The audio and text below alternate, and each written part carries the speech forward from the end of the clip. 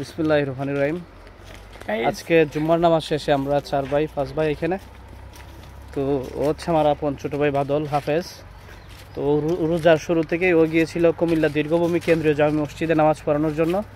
তো এখান থেকে আজকে বাড়িতে আসলো, সাথে করে আমাদের জন্য রসমালাই আনছে।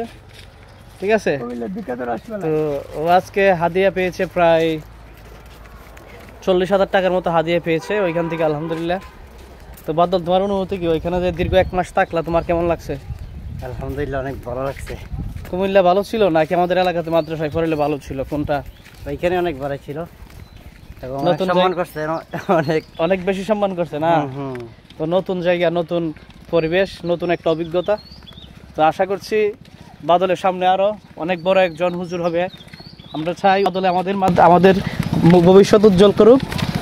বাদলের দীর্ঘায়ু কামনা করি এবং সামনে যাতে আরো অনেক দূরে গিয়ে যেতে পারে। সবাই দোয়া করবেন।